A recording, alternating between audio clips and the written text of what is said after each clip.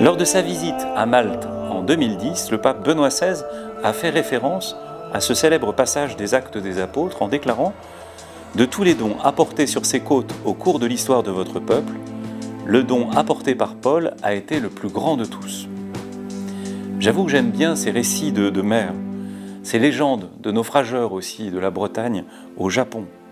Et puis ces pratiques qui demeurent pas toujours officielles jusqu'à aujourd'hui concernant ce qu'on appelle le droit de brie, la propriété des cargaisons, des navires qui ont fait naufrage.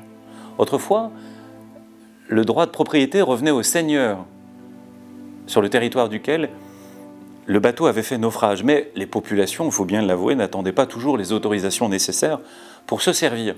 Et on prétend, du moins en Bretagne, que c'est encore toujours un peu le cas lorsqu'un container se perd d'ici ou là.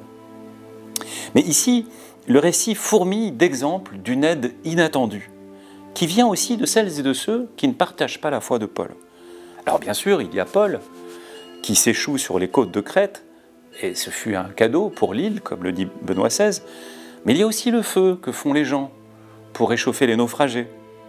Un feu qui va être bien utile d'ailleurs pour chasser le serpent qui va mordre la main de Paul un peu plus tard. Les barbares, dit le récit, nous ont témoigné une humanité extraordinaire. Et puis, il y a Publius, ce notable qui les accueille et qui les loge amicalement pendant 3 jours.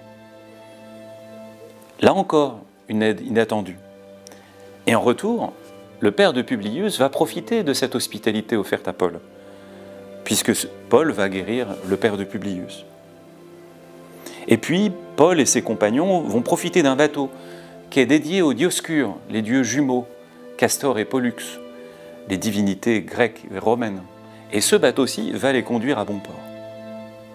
Puissions-nous nous réjouir de ces dons qui, d'où qu'ils viennent, sont toujours des signes de la providence divine.